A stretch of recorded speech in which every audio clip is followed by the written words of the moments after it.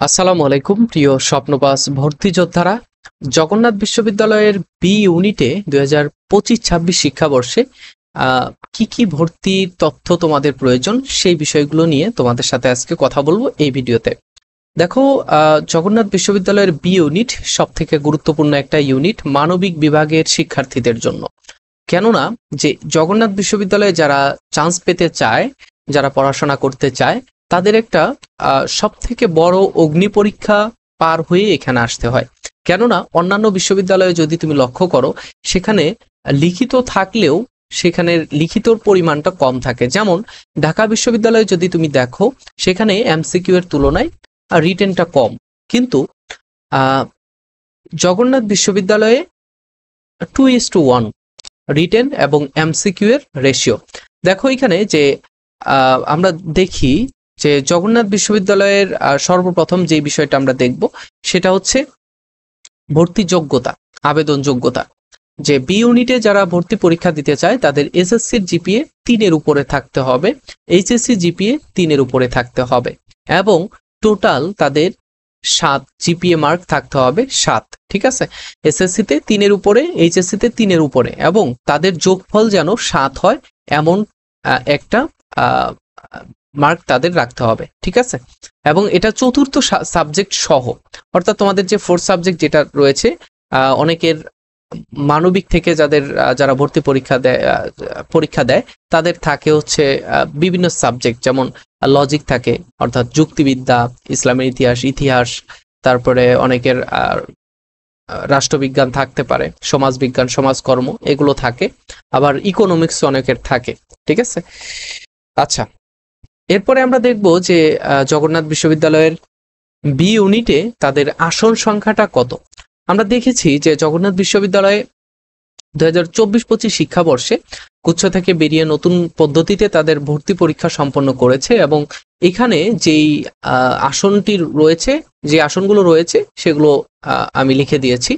বিভাজন করা হয়েছে এইভাবে এবং তাদের ভর্তি পরীক্ষাটা এরকম ভাবে হয়েছিল যে শিফট আকারে সকালে একটা শিফটে তাদের ভর্তি পরীক্ষা নেওয়া হয়েছে, দুপুরে একটা শিফটে তাদের ভর্তি পরীক্ষা নেওয়া হয়েছে এবং বিকেলে আরেকটি শিফটে তাদের ভর্তি পরীক্ষা নেওয়া হয়েছে। আচ্ছা, দেখো এখানে আমরা আসন সংখ্যাগুলো, সাবজেক্ট ভিত্তিক আসন সংখ্যাগুলো আমরা একটু দেখি।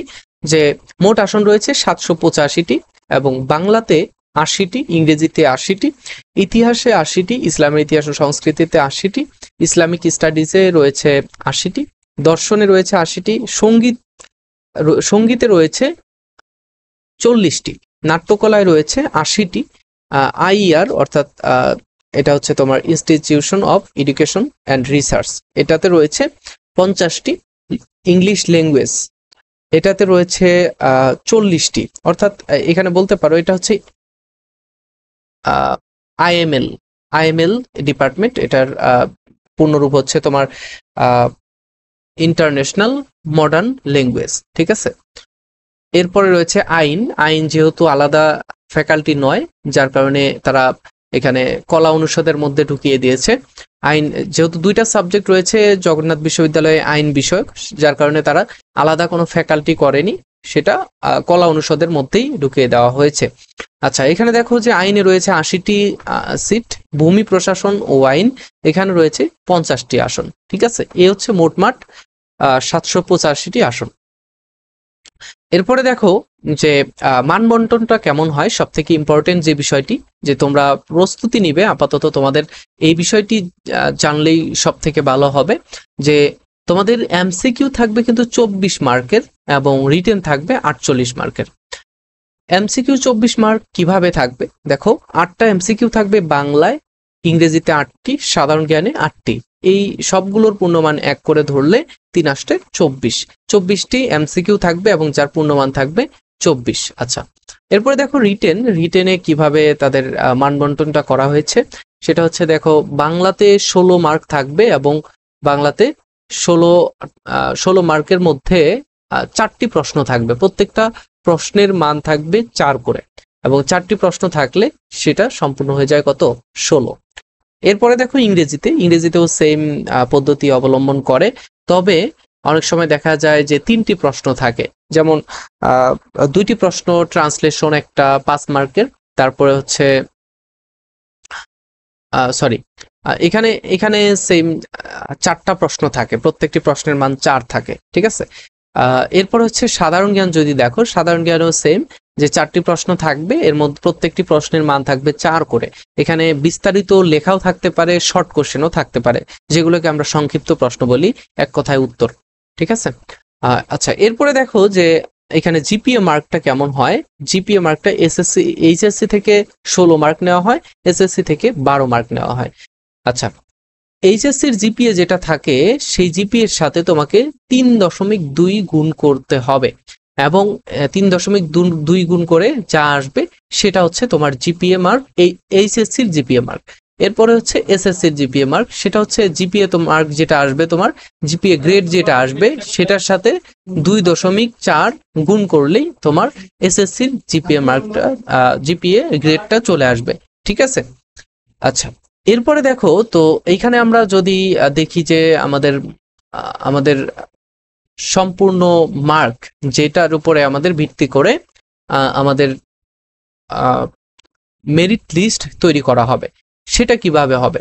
দেখো এখানে 24 মার্ক, এখানে হচ্ছে 48 মার্ক, দুটো মিলে হবে 72 মার্ক, এবং 72 মার্কের সাথে যদি তোমার জিপিএ এই 28 যোগ করা হয়, 16 এবং 12 দুইটা যোগ করলে 28 হয়, 28-এর সাথে এই 72 মার্ক যোগ করলে তাহলে আমাদের সম্পূর্ণ আসছে কত, 100 মার্ক, এবং 100 মার্কের উপরেই তোমার মেরিট লিস্ট তৈরি করা হবে। এরপরে দেখো আমাদের নেগেটিভ মার্ক আছে কিনা। 2024-25 শিক্ষাবর্ষের ভর্তি পরীক্ষার সার্কুলার অনুযায়ী আমাদের এখানে কোনো নেগেটিভ মার্ক নেই, নেগেটিভ মার্ক নেই, জগন্নাথ বিশ্ববিদ্যালয়ে একমাত্র এখানে নেগেটিভ মার্ক নেই। এরপরে রয়েছে পাস মার্কের বিষয়, পাস মার্ক আছে কিনা। পাস মার্ক নেই, তবে যে আসন থাকে, যেই শিফটে যতগুলো আসন থাকে, সেই শিফটে ততগুলো স্টুডেন্ট, তার থেকে 10 গুণ স্টুডেন্টকে স্টুডেন্টের তারা এমসিকিউ খাতা দেখে, এবং এদের মধ্যে প্রথম থেকে 10 গুণ স্টুডেন্টের রিটেন খাতা দেখা হয়, ঠিক আছে, এমসিকিউ খাতার উপরে ভিত্তি করে। এরপরে আবেদন ফিটা কত। দেখো জগন্নাথ বিশ্ববিদ্যালয়ে যেহেতু সিলেকশন পদ্ধতি ছিল গত বছর, তো সেই হিসেবে তারা প্রথমে প্রাথমিক একটা আবেদন করেছিল। প্রাথমিক আবেদনের পরে প্রাথমিক আবেদনের মধ্যে তাদের ফি ধরা হয়েছিল 100 টাকা, এবং পরবর্তীতে চূড়ান্ত আবেদনের সময় তাদের ফি ধরা হয়েছে 700 টাকা। এই দুইটা মিলে হচ্ছে তাদের 800 টাকা হচ্ছে আবেদন ফি, ঠিক আছে। এরপরে হচ্ছে তোমাদের আরো একটা প্রশ্ন থাকে, সেটা হচ্ছে যে জগন্নাথ বিশ্ববিদ্যালয়ে সেকেন্ড টাইম থাকে কিনা। সেকেন্ড টাইম জগন্নাথ বিশ্ববিদ্যালয়ে নেই 2024-25 শিক্ষাবর্ষের সার্কুলার অনুযায়ী, ঠিক আছে। তো এই হচ্ছে জগন্নাথ বিশ্ববিদ্যালয়ের বি ইউনিট সম্পর্কে সম্পূর্ণ আলোচনা, আশা করব বুঝতে পেরেছ। পরবর্তীতে জগন্নাথ বিশ্ববিদ্যালয়ের বি ইউনিট সম্পর্কে খুঁটিনাটি তথ্য তোমরা যা যা জানতে চাও সে বিষয়গুলো নিয়ে তোমাদের সাথে আলোচনা করব, এবং তোমরা যারা জগন্নাথ বিশ্ববিদ্যালয় সহ দেশের সকল বিশ্ববিদ্যালয়ে ভর্তি পরীক্ষা দেবে, তোমাদের জন্য আমাদের ফ্রি এক্সাম বেসের ব্যবস্থা রয়েছে। তোমরা ইউটিউবে যদি ভিডিওটা দেখো, তোমরা ডেসক্রিপশন বক্স চেক করলেই তোমাদের ফ্রি এক্সাম বেসের গ্রুপের লিংক রয়েছে, তোমরা ক্লিক করে সেখানে জয়েন করে নিতে পারো। এবং যদি ফেসবুকে ভিডিওটা দেখো, ক্যাপশনে আমাদের লিংক রয়েছে, সেখানে ক্লিক করে তোমরা আমাদের গ্রুপে যুক্ত হয়ে নাও। পরবর্তীতে তোমাদের জগন্নাথ বিশ্ববিদ্যালয়ের বি ইউনিট সহ সকল ইউনিটের জন্য আমাদের এক্সাম বেস এবং কোর্সের ব্যবস্থা রয়েছে।